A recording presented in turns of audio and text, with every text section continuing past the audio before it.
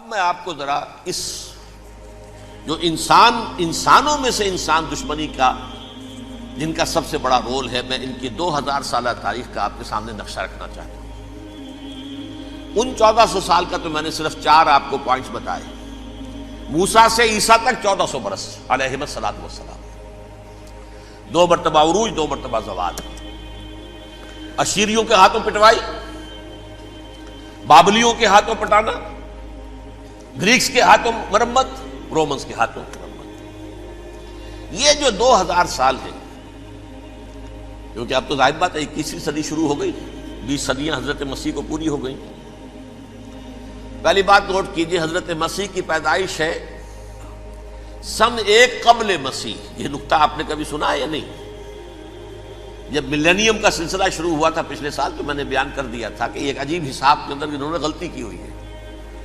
حضرت مسیح کی پیدائش ہوئی 25 دسمبر کو، سن انہوں نے شروع کر دیا، جو اس کے بعد جنوری آئی تو پہلا سال شروع ہو گیا۔ اگر جنوری سے پہلا سال شروع ہوا تو یہ 6 دن جو ہے تو اس کے پچھلے سال میں تھے، لہذا کہا جائے گا کہ Jesus Christ was born 1 year before Christ, BC۔ تو 1 قبل مسیح میں حضرت مسیح کی پیدائش ہوئی۔ یہ آخری اسرائیلی نبی اور رسول۔ یہودی علماء کی مخالفت، دشمنی، سولی پر چڑھوا دینا میں بیان کر چکا ہوں۔ سن 33 عیسوی میں، جبکہ حضرت مسیح کی عمر 33 برس تھی، اللہ تعالیٰ نے انہیں زندہ آسمان پر اٹھا لیا، لیکن یہودیوں نے اپنے خیال کے مطابق انہیں سولی پر چڑھوا دیا، ان کی موت واقع ہوئی۔ اگرچہ اس کے بعد یہ اختلاف ہے ان میں، یہودی کہتے ہیں وہ سولی پر چڑھ گیا، ختم ہوا، مر گیا۔ عیسائی کہتے ہیں نہیں، انتقال ہوا ہے مسیح کا صلیب پر، لیکن پھر وہ دوبارہ زندہ ہو گئے ہیں۔ ان کی لاش ایک غار میں رکھ دی گئی تھی، وہاں ریزریکشن ہو گیا، ان کا باعث بعد الموت وہی ہو گیا، اور پھر انہیں اللہ نے زندہ آسمان پر اٹھا دیا۔ تو ہمارے اور عیسائیوں کے درمیان نوٹ کر لیجئے، یہ چیز مشترک ہے کہ حضرت مسیح آسمان پر زندہ اٹھائے گئے۔ فرق کیا ہے؟ وہ سمجھتے ہیں کہ سولی دیے گئے، سولی پر مرے، پھر زندہ ہوئے، پھر گئے۔ ہم سمجھتے ہیں کہ نہیں، وما صلبوہ وما قتلوہ، انہوں نے نہ صلیب دے سکے انہیں اور نہ انہیں قتل کر سکے، بل رفع اللہ الیہ، اللہ نے اٹھا لیا۔ پھر ہمارا اور یہ اس کا عیسائیوں کا ایک اور اتفاق ہے، سیکنڈ کمنگ آف جیسس، حضرت مسیح دوبارہ آئیں گے۔ یہ عیسائیوں کا بھی عقیدہ ہے اور ہمارا بھی۔ بہرحال تو جیسا کہ میں نے عرض کیا کہ اس وقت یہ عذاب استیصال، عذاب اکبر کے مستحق ہو چکے تھے، لیکن اللہ نے ان کی مدت دراز کی ہے، لیکن ان پر دنیاوی عذاب کا ایک کوڑا جو ہے اللہ تعالیٰ کی طرف سے اسی وقت برسا۔ دنیاوی عذاب دنیا میں رہتے ہوئے ختم نہیں کیا۔ 37 برس بعد، حضرت مسیح کے رفع سماوی کے 37 برس بعد، سن 70 میں یہودیوں نے بغاوت کی رومیوں کے خلاف۔ رومی ٹائٹس جنرل تھا ایک، اس نے پھر جو حملہ کیا ہے، 1,33,000 یہودی ایک دن میں قتل کیا یروشلم میں، اور ہیکل سلیمانی گرا دیا۔ وہ ہیکل پہلے بھی گرا تھا، پہلے 1400 سال کے دوران میں بھی نبوکدنضر نے گرایا تھا، لیکن پھر اس کے 150 سال بعد انہوں نے دوبارہ بنا لیا تھا، اس لیے وہ اسے سیکنڈ ٹیمپل کہتے ہیں۔ پہلا ٹیمپل جو حضرت سلیمان نے بنایا تھا، نبوکدنضر نے گرا دیا 587 قبل مسیح میں، پھر دوبارہ انہوں نے 150 سال کے بعد بنا لیا۔ وہ اس تاریخ کا حصہ ہے، میں نے جس کے بارے میں آپ کو تفصیل نہیں بتائی۔ اس میں یہ ہوا سن 70 میں وہ گرا دیا گیا، وہ آج تک گرا پڑا ہوا ہے۔ نمبر 2، یہ کہہ دیا گیا کہ یہودیوں اس ارض فلسطین سے نکل جاؤ، تم یہاں نہیں رہ سکتے اب۔ لہذا جس کا جہاں سینگ سمایا چلا گیا، یورپ میں چلے گئے، ایشیا میں آ گئے، عرب میں آ گئے، یہ 3 قبیلے جو رات بھی میں نے عرض کیا تھا، بنو قینقاع، بنو نذیر اور بنو قریظہ، یہ وہاں سے آ کے مدینے میں آباد ہو گئے۔ جس کا جہاں سینگ سمایا، افریقہ میں، ہندوستان میں، جہاں چلے گئے، ڈایاسپورا اسے کہتے ہیں، وہ آپ نوٹ کر لیجیے اس لفظ کو، ڈایاسپورا، ہمارا دور انتشار، جبکہ ہمیں ہماری اصل سرزمین تو فلسطین ہے، حضرت ابراہیم کا مسکن، حضرت اسحاق حضرت یعقوب کا مسکن فلسطین، یہ ہے ہماری اصل جاگیر، یہ تو ہماری جدی پشتی جاگیر ہے، لیکن یہاں سے نکال دیے گئے سن 70 عیسوی میں، اور وہاں سے لے کے 1917 تک ان کا ڈایاسپورا جاری رہا۔ یہ دور انتشار ہے۔ اس دور انتشار کے اب چند حصے ہیں جس کو میں چاہتا ہوں کہ آپ علیحدہ علیحدہ سمجھ لیں۔ دور انتشار کا جو پہلا جو ہے تقریباً 300 برس رومی حکمران تھے، وہ یہودیوں کے بھی دشمن تھے اور عیسائیوں کے بھی دشمن تھے، عیسائی اور یہودی ایک دوسرے کے بھی دشمن تھے، لیکن رومی سمجھتے تھے کہ یہ ایک ہی تھیلی کے چٹے بٹے ہیں۔ رومیوں کے نزدیک عیسائی بھی یہودیوں ہی کا ایک فرقہ تھے، کوئی علیحدہ مذہب تو تھا ہی نہیں، لہذا رومی جو ہیں رومنز وہ ان دونوں کو ستاتے تھے، مارتے تھے، اور یہ آپس میں لڑتے تھے، یہودی عیسائیوں کو مارتے تھے، عیسائی یہودیوں کو مارتے تھے۔ یہ ہے 300 برس تک کی تاریخ۔ سن 300 عیسوی میں کیا ہوا؟ ایک معجزہ ہو گیا۔ بہت عظیم ایمپرر کانسٹینٹائن، قسطنطین اعظم، رومن ایمپررز میں سے بہت بڑا ایمپرر، وہ عیسائی ہو گئے۔ اب تو معاملہ بالکل تلپٹ ہو گیا، پوری سلطنت عیسائی ہو گئی۔ اب عیسائیوں کے عیش ہو گئے اور یہودیوں پہ مار پڑنی شروع ہوئی۔ اب عیسائیوں کا آپ خود سوچئے کہ جنہیں وہ خدا بنا بیٹھے ہیں، خدا کا بیٹا قرار دے رہے ہیں، ان کے قاتل کون؟ یہودی بدماش۔ لہذا ان کی وہ پٹائی شروع ہوئی ہے یورپ میں، پوری رومن امپائر میں انہیں ذلیل کیا گیا، شہروں میں آمد بند، علیحدہ رہو، گھیٹوز کے اندر رہو۔ یہودی کا نام جو ہے وہ گالی بن گیا، جیسے آج بھی یہودی گالی کہتے ہیں، جیسے خنزیر کا لفظ، آخر وہ بھی اللہ کی مخلوق ہے، لیکن آپ کو معلوم ہے کوئی شخص زبان پہ نام نہیں لانا چاہتا خنزیر کا، سور کا، ہے تو مخلوق، وہ بھی ایک حیوان ہے۔ ایسے ہی یہ ہے یہودی، یہودی گالی، جیوٹ گالی۔ لہذا ایک طرف تو ان دونوں کے درمیان دشمنی، جس کو قرآن کہتا ہے وَأَغْرَيْنَا بَيْنَهُمُ الْعَدَاوَةَ وَالْبَغْضَاءَ، ہم نے ان کے مابین دشمنی جو ہے پیدا کر دی ہے۔ اور جب یہ پوری سلطنت عیسائی ہو گئی تو قافیہ تنگ ہو گیا یہودیوں کا۔ اب آئیے 571 عیسوی، یعنی جب کہ ڈایاسپورا کو کتنا عرصہ ہو چکا تھا؟ 500 برس۔ سن 70 سے شروع ہوا نا ڈایاسپورا، جب ٹائٹس نے گرایا ہے ہیکل کو اور نکال باہر کیا انہیں فلسطین سے، بھاگ جاؤ یہاں ایک یہودی بھی نہیں رہے گا، فلسطین سے نکال دیے گئے۔ اس کے پورے 500 برس بعد سن 571 عیسوی میں حضور کی پیدائش ہوئی، ولادت با سعادت محمد الرسول اللہ صلی اللہ علیہ وسلم۔ 610 میں آپ پر وحی کا آغاز ہوا، لیکن حضور کے ساتھ ان کا معاملہ کیا رہا؟ اول تو جبکہ حضور ابھی مکے ہی میں تھے، یہودیوں نے ریشہ دوانیاں شروع کر دی حضور کے خلاف۔ قریش مکہ کو سکھاتے تھے، پڑھاتے تھے، ان سے یہ پوچھو، ان سے یہ پوچھو، انہیں اس طرح تنگ کرو، ان سے یہ امتحان لو، یہ آپ کے علم میں ہے۔ سورہ بنی اسرائیل میں، سورہ کہف میں وہ سوالات، جو امتحانی سوالات آئے تھے، ذوالقرنین کون تھا، اصحاب کہف کون تھے، تم رسول بنے پھرتے ہو تو بتاؤ، اور یہ روح کی حقیقت کیا بتاؤ۔ یہ ساری ریشہ دوانیاں کر رہے تھے بیٹھے ہوئے، ابھی وہیں پر حضور ابھی پہنچے بھی نہیں۔ ہجرت فرما کر حضور تشریف لے آئے تو حضور نے، جسے ماسٹر سٹروک کہا جائے گا، یعنی اسٹیٹس مین شپ کا ماسٹر سٹروک، آپ نے مدینے میں آتے یہودیوں کے ساتھ پیکٹ کر دیا، جوائنٹ ڈیفنس پیکٹ آف مدینہ، کہ اگر مکے والے ہم پر حملہ کریں گے تو ہم مل جل کر ایک قوم کی حیثیت سے مقابلہ کریں گے۔ یہ میثاق مدینہ کہلاتا ہے، جس کے بہت غلط معنی پہنائے جا رہے ہیں آج کل۔ بہرحال میں موضوع میرا چونکہ یہ نہیں، میں ادھر نہیں جاؤں گا، لیکن ہوا کیا؟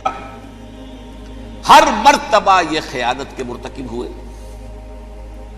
ان نے جو عہد کیے تھے ان سے پھرے، اندر ہی اندر سازش، ریشہ دوانی، حضور کی بدترین دشمنی۔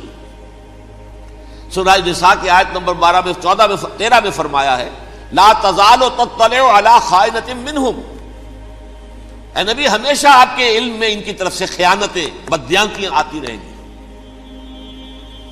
اور بار بار وہ مسلسل جنگ کی آگ بھڑکاتے تھے. قریش کو دعوت دیتے، آؤ آؤ آؤ ہم اندر سے بغاوت کر دیں گے، تم آؤ تو صحیح، ختم کریں محمد کو اور اہل ایمان کو صلی اللہ علیہ وسلم ورضی اللہ تعالی عنہم اجمعین.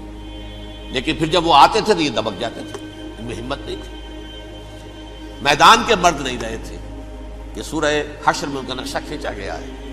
کھلے میدان میں مقابلے کی اس کے اندر صلاحیت ہی نہیں. یہ تو فصیلوں کے پیچھے سے، جیسے عورتیں کہیں دیہات میں لڑائی ہوتی ہے تو مرد جو ہے گلیوں میں لڑتے ہیں، عورتیں اوپر سے پتھر پھینکتی ہیں، بس وہ کام یہ کر سکتے تھے. من ورائے جدر، فصیلوں کے پیچھے سے، جنگ میں میدان میں نہیں آ سکتے. بہرحال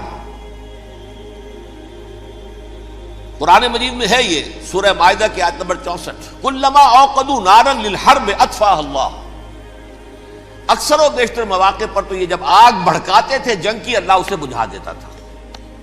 لیکن بہرحال اس کے باوجود جنگیں ہوئی، غزوہ بدر، غزوہ احد ہوئی کہ نہیں؟ یہ ساری اس اصل شرارت ہوئی. اور اس کے نتیجے میں حضور نے پھر ایک ایک کر کے 3 قبیلوں کو سزا دی. غزوہ بدر کے فوراً بعد بنو قینقاع نکالے گئے مدینے سے، غزوہ احد کے فوراً بعد بنو نذیر نکالے گئے، اور غزوہ احزاب کے بعد بنو قریظہ نکال دیے گئے. یہ تو میں نے آپ کے سامنے رکھ دیا صرف حضور کے زمانے میں ان کا کیا رویہ رہا. دشمن، رات بھی ہم نے وہ آیت پڑھی تھی، لَتَجِدَنَّ أَشَدَّ النَّاسِ عَدَاوَةً لِلَّذِينَ آمَنُوا الْيَهُودُ وَالَّذِينَ أَشْرَكُوا. اہل ایمان کی دشمنی میں شدید ترین تم پاؤ گے یہودیوں کو اور مشرکین. مشرکین بھی بعد میں ہے، پہلے یہودی. حضور کے بعد کیا ہوا اب یہ نوٹ کیجئے، یہ ان کی تاریخ کا دوسرا دور. حضرت عمر رضی اللہ تعالیٰ عنہ قائد خلافت ہے. بیت المقدس کا محاصرہ کیا گیا، فصیل بڑی اونچی، شہر اندر سے سیلف سفیشینٹ، حملے کا راستہ کوئی نہیں. محاصرہ طول کھینچ رہا ہے لیکن ان کے پاس رسد بھی موجود ہے، پانی بھی موجود ہے، وہ دروازے بند کر کے بیٹھے ہوئے ہیں. بالآخر اللہ تعالیٰ کی مشیت کا ظہور کیسے ہوا؟ ان کے کچھ علماء آئے فصیل پر، کہا دیکھو مسلمانوں، تم قیامت تک بھی یہاں پڑے رہو گے محاصرہ کر کے، ہمارا یہ شہر فتح نہیں ہوگا. ہاں ایک درویش بادشاہ کے ہاتھوں یہ شہر فتح ہونا ہے، لیکن تمہارے اندر ہمیں وہ نظر نہیں آ رہا. ابو عبیدہ بن الجراح رضی اللہ تعالی عنہ، امین هذه الامہ، ان کا فوراً ذہن گیا وہ درویش بادشاہ مدینے میں بیٹھا ہوا ہے، عمر رضی اللہ تعالی. اب ایک اور عمر بھی ہے جو قندھار میں بیٹھا ہے. نقشہ وہی ہے، سادگی کی حد تک نقشہ وہی ہے، بالکل وہی، اپنی آنکھوں سے دیکھا ہے وہی سادگی. عمر اول، عمر ثانی تھے عمر بن عبد العزیز. اب ایک اللہ کے فضل سے اللہ تعالیٰ ایدہ اللہ بنصرتہ، اللہ تعالیٰ ان کی نصرت فرمائے، دشمنوں کو ان کے مقابلے میں نیست و نابود کرے. انہوں نے ریکویسٹ بھیج دی کہ حضور تشریف لائیے، یہ شہر فتح ہو جائے گا.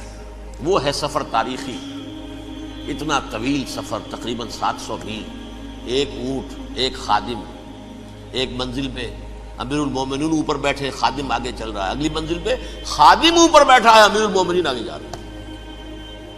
اور جب پہنچے ہیں تو وہ باری تھی خادم کی.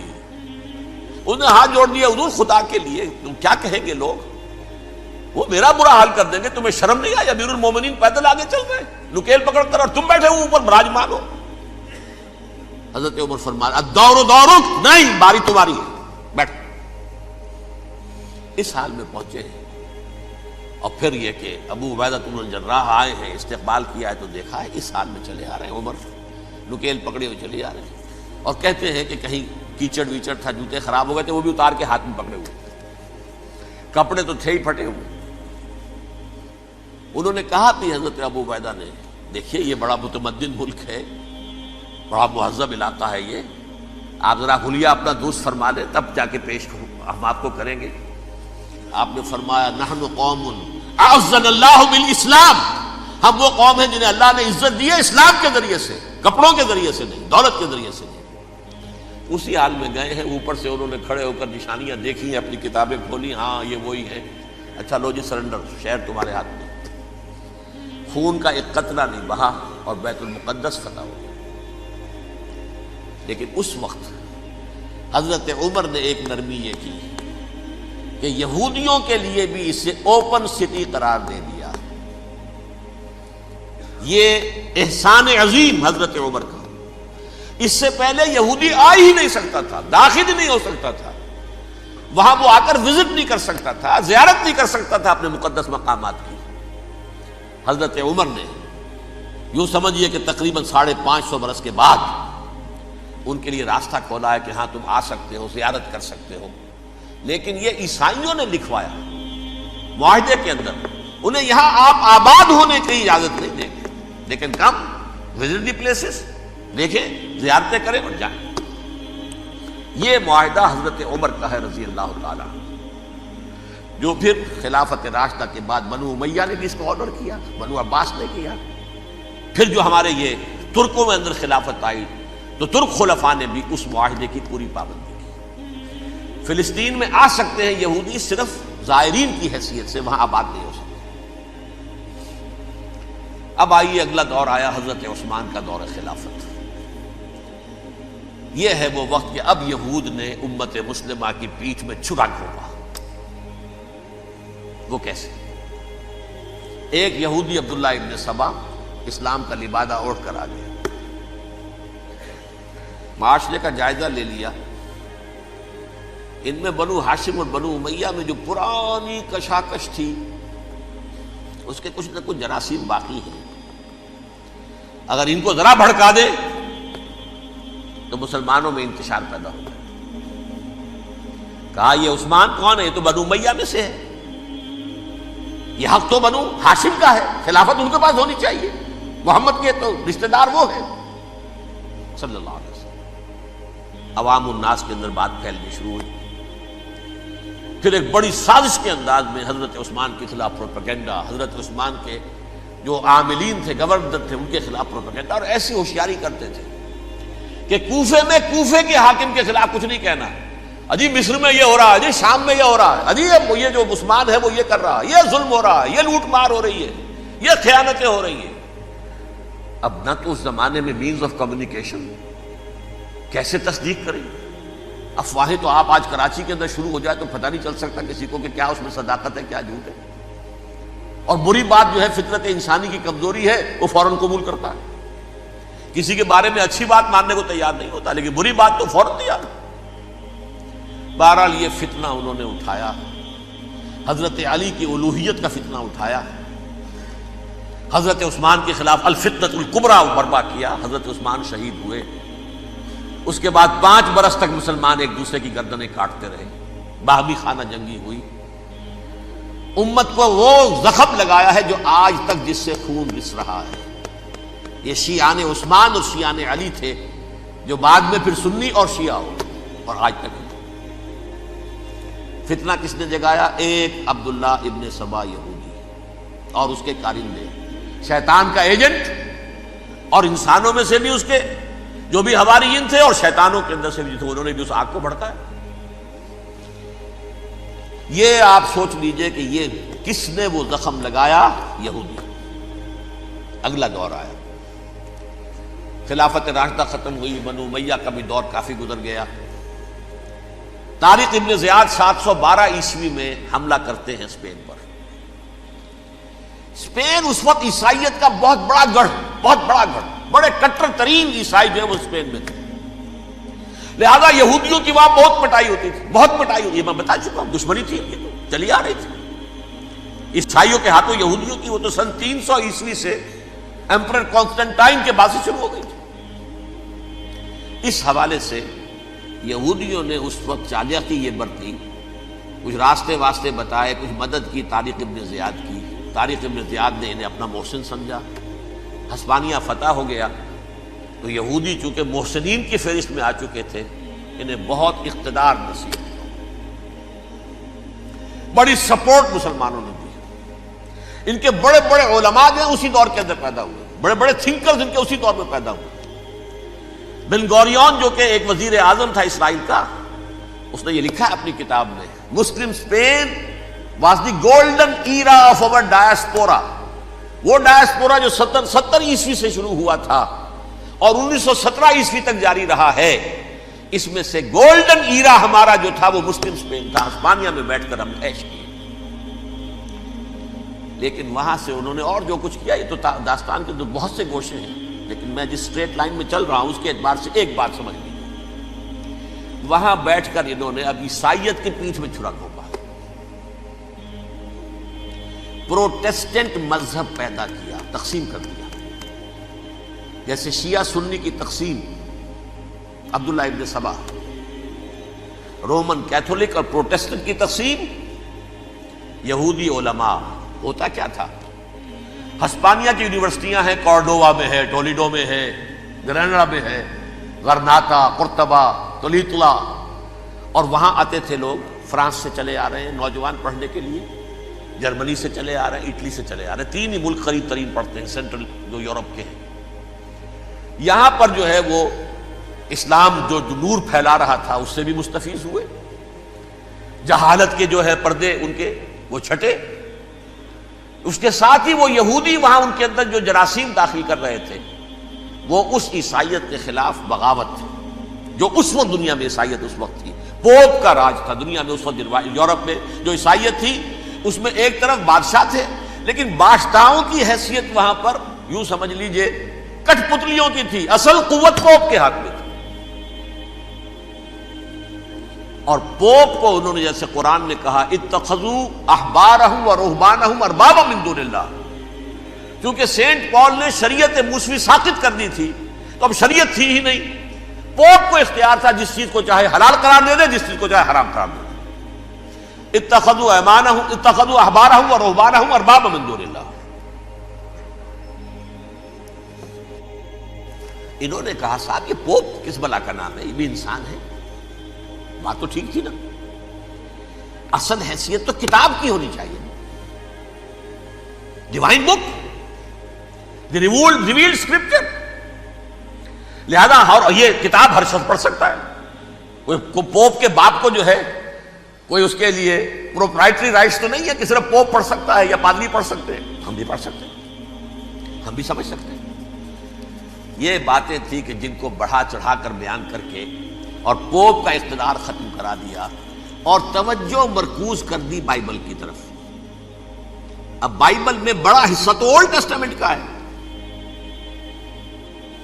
نتیجہ کیا ہوا، یہود کی عظمت پروٹیسٹنٹس کے نزدیک مسلم ہو گئی۔ اصل قوم تو یہ ہے، وہ دشمنی بدلی کہ نہیں بدلی،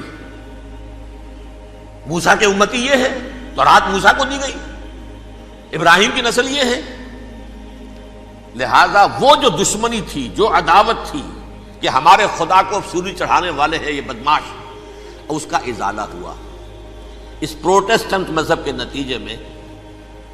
یہ میں اب آپ کو بتاتا ہوں کہ ایک نتیجہ وہ نکلا ہے جسے برٹرنڈ رسل نے بیان کیا ہے، اس کی کتاب ہے ان پریز آف آئیڈلنس، صفحہ 108۔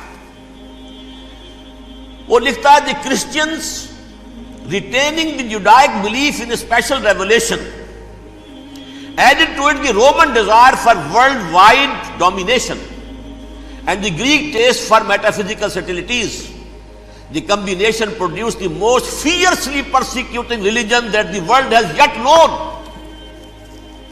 یہ 3 چیزیں آ کر عیسائیت میں مل گئی۔ ایک تو جب یہ اولڈ ٹیسٹامنٹ جو ہے وہ ان کے ہاتھ میں آ گئی، اور اس کے میں کچھ آپ کو بتا دیتا ہوں کہ اولڈ ٹیسٹامنٹ کی تعلیمات، کیونکہ یہ اولڈ ٹیسٹامنٹ جو ہے یہ محرف تھی، اصل تورات تو گم ہو گئی تھی 587 قبل مسیح میں، جب پہلی مرتبہ ہیکل جو ہے تباہ ہوا ہے اس وقت ختم ہو گئی تھی۔ اس کے کوئی 150 سال کے بعد انہوں نے یادداشتوں سے مرتب کر کے لکھی ہے، اب اس میں ان کے اپنے خیالات، اپنے امانی، اپنی توجیحات وہ شامل ہو گئی۔ لہذا میں آپ کو حوالے دیتا ہوں، اس کتاب کے اندر مظالم کی جو تعلیم دی گئی ہے، اہل کتاب نے اپنے مظالم قتل عام کے جواز کے لیے تورات میں تبدیلیاں کی اور پیغمبروں پر دہشت ناکی اور بدترین حرام کاری کے الزامات لگائے. سنیے، پہلا حوالہ ہے یہ گنتی باب 31 آیات 17-18. اس لیے ان بچوں میں جتنے لڑکے ہیں سب کو مار ڈالو، اور جتنی عورتیں مرد کا منہ دیکھ چکی ہیں ان کو بھی قتل کر ڈالو، لیکن ان لڑکیوں کو جو مرد سے واقف نہیں اور اچھوتی ہیں اپنے لیے زندہ رکھو. یہ کسی اللہ کی کتاب کا یہ جملہ ہو سکتا ہے؟ کسی ریویل بک کا؟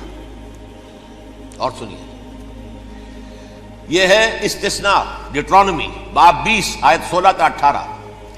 پر ان قوموں کے شہروں میں جن کو خداوند تیرا خدا میراث کے طور پر تجھ کو دیتا ہے، کسی ذی نفس کو جیتا نہ بچا رکھنا، جیسا خداوند تیرے خدا نے تجھ کو حکم دیا بالکل نیست کر دینا.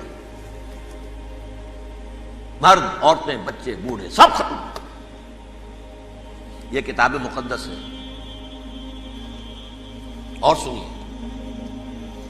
سموئیل باب 27 آیت نمبر 9. اور داؤد نے اس سرزمین کو تباہ کر ڈالا اور عورت مرد کسی کو جیتا نہ چھوڑا.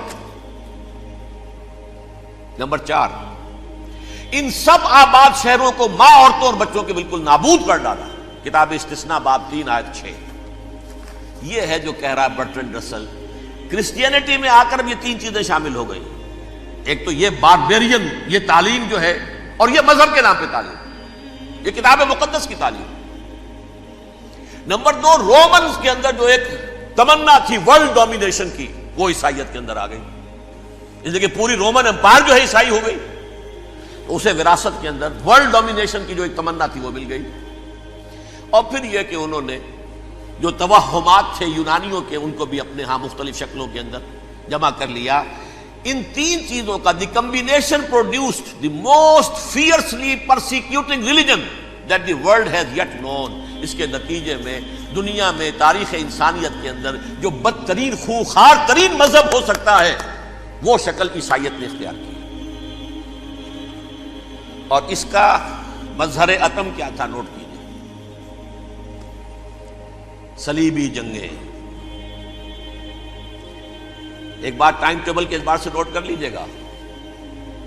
فرسٹ ملینیم ختم ہوا، سیکنڈ شروع ہوا. ان کے 1000 سال ختم ہوئے تو 11ویں صدی میں سیکنڈ ملینیم شروع ہوا، تو پہلی صلیبی جنگیں ہوئی. لاکھوں مسلمان قتل کیے.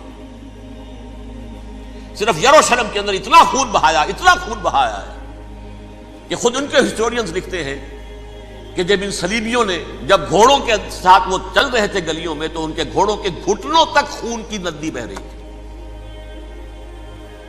جہاں سے گزرے ختم کرتے چلے گئے، آبادیاں کی آبادیاں ختم کر. اگرچہ اس کروسیڈ میں گیہوں کے ساتھ گھن بھی پسا، یہودی بھی بہت مارے گئے. یہ فرانس سے، جرمنی سے جب یہ کروسیڈرز آ رہے تھے، 3000 میل کا سفر طے کر کے آئے تھے. سوچئے تو صحیح. اربن ثانی پوپ جو تھا، آگ لگا دی تھی اس نے پورے یورپ کے اندر. شرم سے ڈوب مرو، تمہارے مقدس علاقے مسلمانوں کے ہاتھ میں. انفیڈلز، یہ کافر، یہ مرتد، یہ ملحد. مسیح جہاں پیدا ہوا، مسیح کو جہاں سولی دی گئی، وہ کہاں ہے؟ ان کے ہاتھ میں. وہ آگ لگائی ہے. 3000 میل کا فاصلہ طے کر کے یہ دو قومیں آئی ہیں، اور جو تباہی مچائی ہے تاریخ انسانی میں ایسی بربریت کی کوئی مثال. اور یہ ان کے اپنے ہسٹورینز لکھتے ہیں. شرم کے مارے ایسے محسوس ہوتا ہے جیسے ان کی گردنیں جھکی جا رہی ہیں.